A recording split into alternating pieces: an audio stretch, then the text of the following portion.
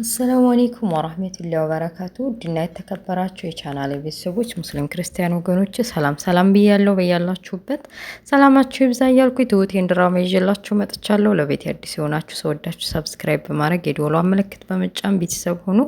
ነባሮች ደግሞ ላይክ ሸር ማድረጋችሁን እንዳትረሱ። ወደ ትሁቴ ድራማ አብራችሁ ቆዩ። ቪዲዮን በላይክ ጀምሩት። የትሁቴ ድራማ ሲጀምር በቃ ግራ ገብቷቸዋል ምን እንደሚያረጉ።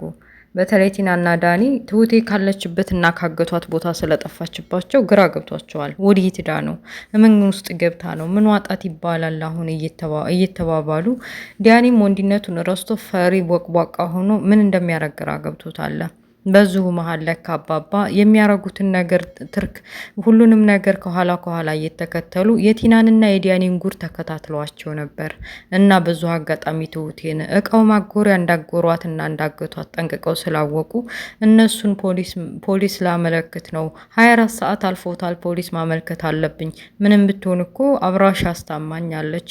ቲና ተብዬዋ ካፏ ላይ አስታምሜዋለሁ እኔን አያስታሚም ማንም አይደለም የሚለው ካፏ ስለማይወጣ ያው ከእሳቸው ከመታመማው በፊት ስለሆኑ ሰራተኛይቱ ትሁቴ የመጣችው በቃ እኔንም ማስታማኛለች ማለት ነው።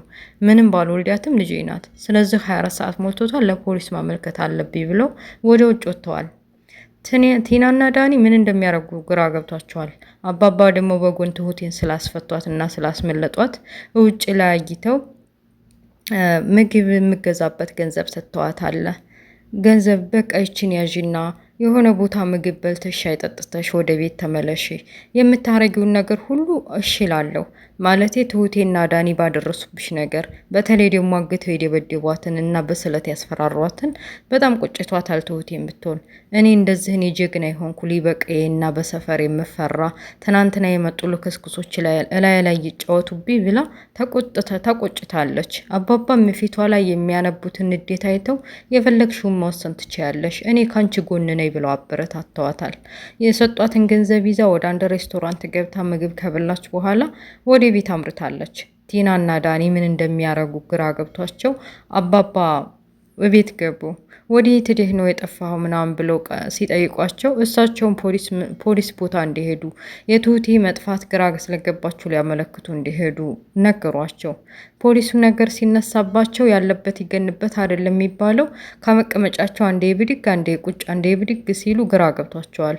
እንዳውም አባባ በማክበር መስሏቸው ቁጭ ብድግ ሲሉ ኖረረ በፈጣሪ ቁጭ በሉ ሲሏቸው ነበር። እነሱ የራሳቸው ስራ ሳፍሯቸው ታወቀብን አልታወቀብን እያሉ ነው ቁጭ ብድግ የሚሉት እና እንዲሁ እያሉ ትሁቴ መጣች። ማንንም አለመኖሩን ካወቀች በኋላ ትሁቴ ቲና ተብዬዋ እንዴት እንድትጫወተችባት እዛ ክላስ አስራ ስለምታስታውስ ሄዳ ዲቅዲቅ አርጋታለች። አይኗን ጉንጯን የተረፋት ነገር የለም። እንደውም አርግዣለሁ ያለችውም ልጅም ረስታ ሳይቀር እኔ ላንቺ አንሼ ነው ወይ እንደዛ ጨለማ ቤት አስረሽ እንደዛ አፌን እጄን አስረሽ እንደዛ ስታረግኝ የነበረው?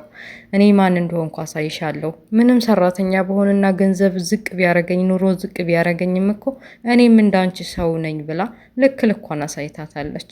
በመጨረሻም ተዘርራ የውሸትም ይሁን የእውነት መረገዙ ሳይታወቅ አፋፍሶት ዲያኒ ወደ ሐኪም ቤት ወስዷታል። ከዛ ያው እንግዲህ ጥንሱ እንደወረደ አስባለች። አባባ ካሊብን ቶሎ በፍጥነት መምጣት እንዳለበት ነግረውት ነበር ከፊልዲ። እሱም እየገሰገሰ መጥቶ አባቱን ሰላም ካለው በኋላ የተፈጠረውን ነገር አባባ አስረድተውታል። ካሊብ ግራ ገብቶታል። ያው እሱም ጋብራ ስለተኛች ያረገዘችው ልጅ የሱ መስሎታል። ግን ደግሞ ዳኒም ጋብራ ተኝታለች። የገዛ አባቱ ሁሉንም ነገር እያዩ ባይኑ በብረቱ ነግረውታል። ግን እሱ ምን እንደነካው አላቅም።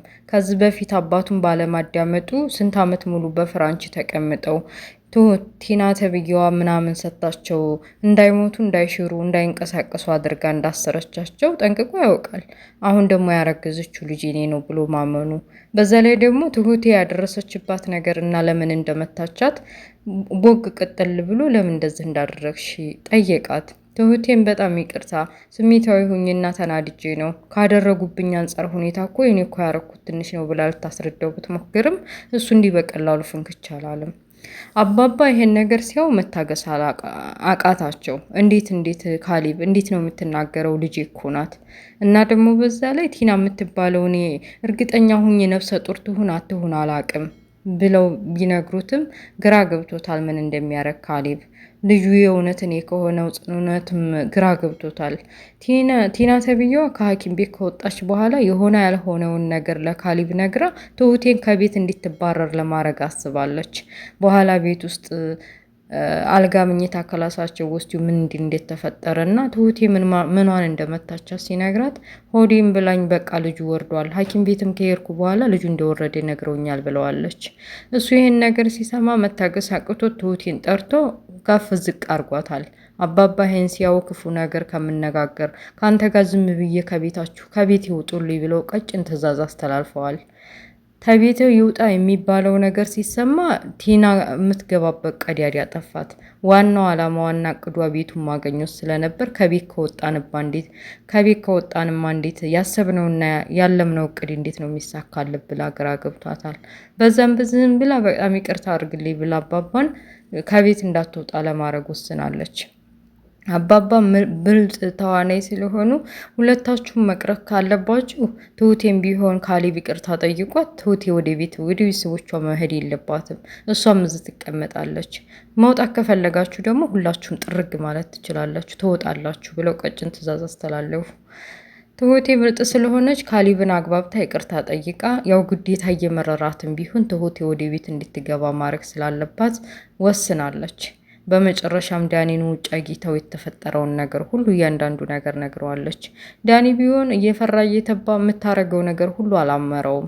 በተለይ ደግሞ ከዚህ በፊት በቃ ባባ ላይ ያደረገችው ነገር እና በትሁቴ ላይ መርዝ አድርጋለሁ ብላ እሱ የበላውን መርዝ አስታውሶ የታመመውን የተሰቃየውን ሁኔታ ነገር ትዝ ስላለው ሁሌም በቃ አንድ አይነት ሰልችቶታል። በዛ ላይ ደግሞ ከልቡ የሚወዳትና የሚያፈቅራት ሴት አለች። እሷን ቲናን የቀረባት ከካሌብ ከምታገኘው ገንዘብ ስለምሰጠው ለገንዘብ ብሎ ነበረ እና በቃ ስርችት ብለዋለች።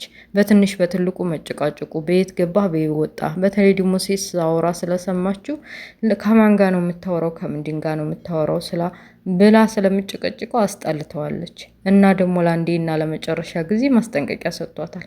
ከዚህ በኋላ በካሌብ ላይ እና በአባባ ላይ የሆነ ስህተት ብፈጥሪና የቤቱና የንብረቱ መዘዋወር ካልተሳካልሽ የኔና አንቺ ነገር ያበቃለታል ብሎ ቁርጧን ነግሯታል። እና ቲና ተብዬዋም በቃ ለአንዴና ለመጨረሻ ጊዜ ካሌብንና አባባን አግባብታ ቤቱን በስሟ ለማስፈረም ንብረትና ምንድን ለመውረስ ተዘጋጅታለች።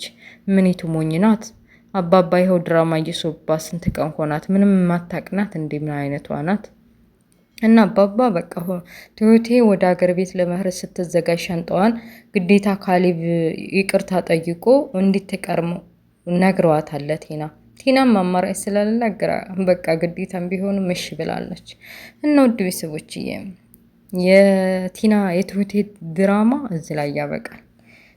ትሁቴ እሺ ብላ ከቤተሰቦቿ ከገጠር አትሄድም። እና ደግሞ ይቺ ቲና ተብዬዋ ተድሮም ነፍሰ ጡር አይደለችም መሰል፣ እውነትም አባባ እንዳሉት ማለት ነው።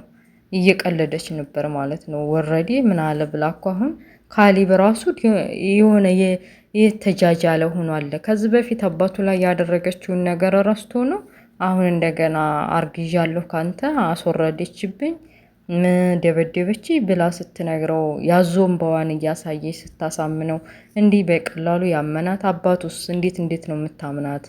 ትሁቴን እንዴት ነው የምታባራት? እንዲህ በቀላሉ ለእኛ ስትል ዋጋ ከፍላ ብለው ቢያስረዱትም ግን ደግሞ ልቡ ሻክሯል።